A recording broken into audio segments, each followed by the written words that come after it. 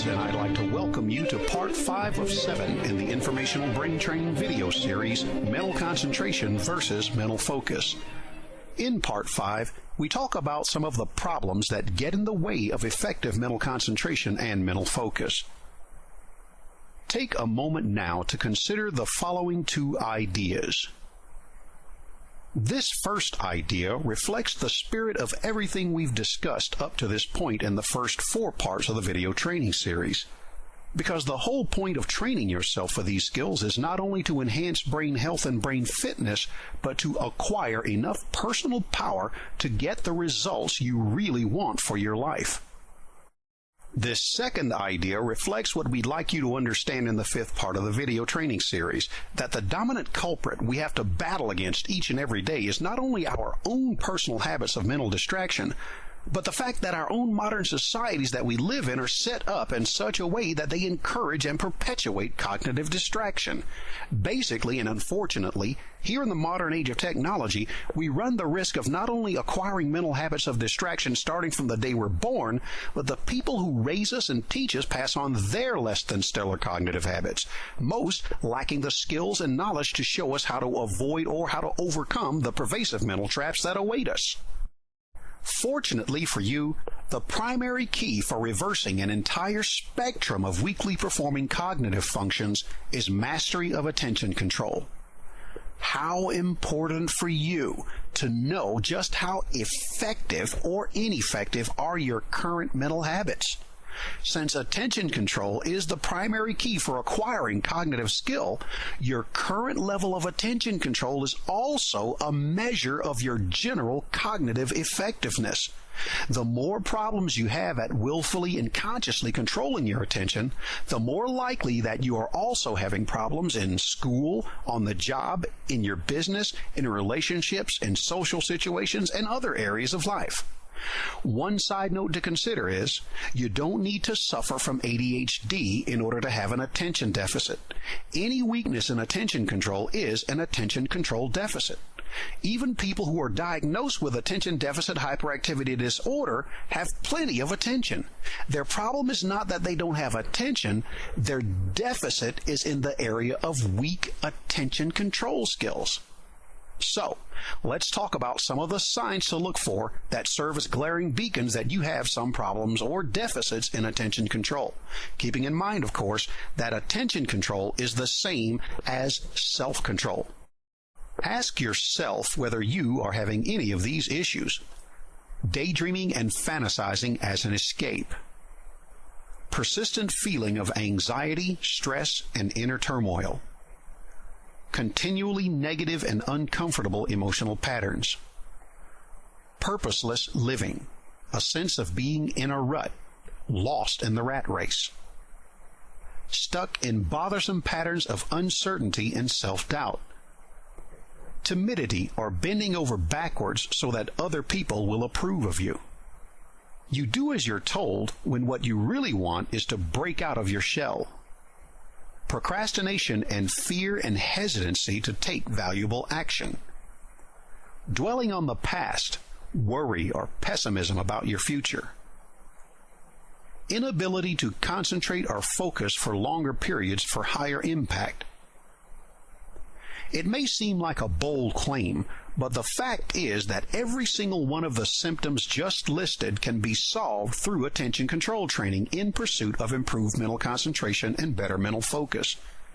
The reason attention control is so powerful an antidote is because it addresses the fundamental characteristics that tie all those attention deficit symptoms together.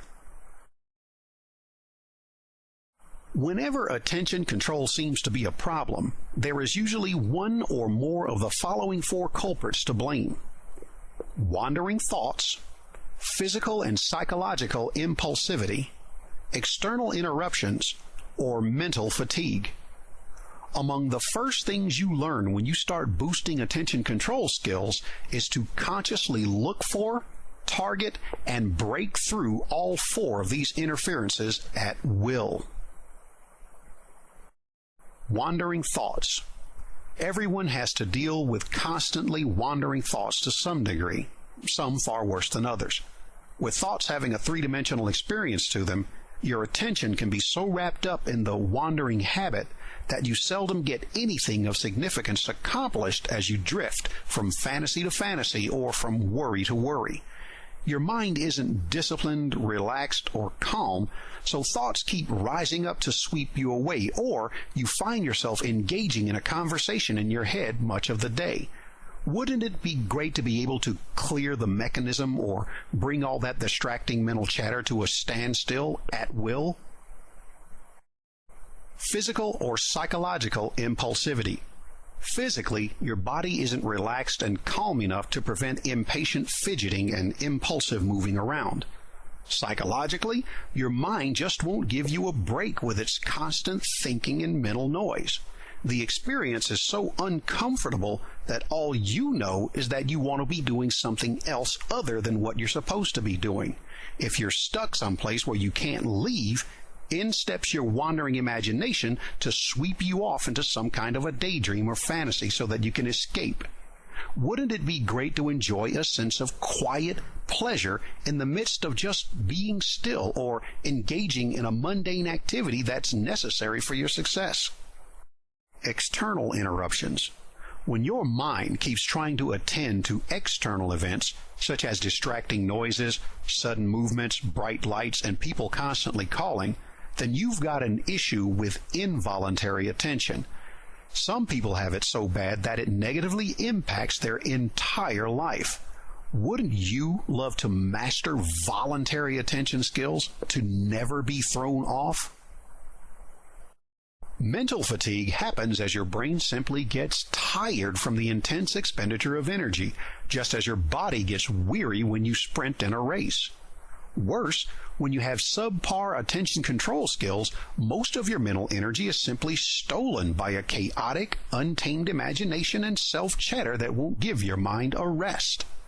Combined with physical fatigue, you end up experiencing a double whammy of being worn out. Wouldn't you love to have more mental energy and use it more efficiently so that you can move past your current limits? Earlier I mentioned that from the day we're born in this modern age, we are set up for a default inheritance of one level or another of attention deficit. Now, some of the contributing factors to this troublesome trend are modern technology and media.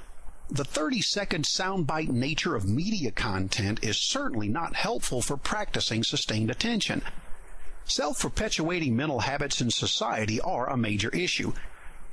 Weak physical health and conditioning is a growing threat, with so many people spending hours and hours a day sitting in front of digital screens, wasting their minds on entertainment and mindless social networking rather than getting outside for fresh air, exercise, and physical interaction with real people. Because most teachers, professors, and parents have no idea how to teach attention control to kids, millions of children are brought up through the school system thoroughly unaware that they have the ability to train their own cognitive functions to overcome common cognitive performance issues, especially those tied to attention. So, what are the solutions? If you've been paying close attention to this video series, you already know that the solutions are obvious. 1. Healthier mental and physical habits are mandatory. 2. Integrate daily brain fitness training for better cognitive function across the mental spectrum. Next, in part 6 of 7 of this series on mental concentration versus mental focus, we're going to talk about how to build stronger mental concentration and mental focus. You can get yourself some priceless mental training advice and guidance by tuning in to our blog talk radio shows, the Mental Power Hour and Brain Training Minute.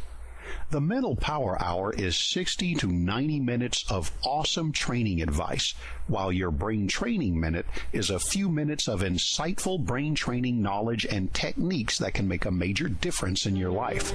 You'll find hours, and I mean hours, of awesome material. Feel free to tune in during any of the live broadcasts we announce and call in to discuss mental training topics.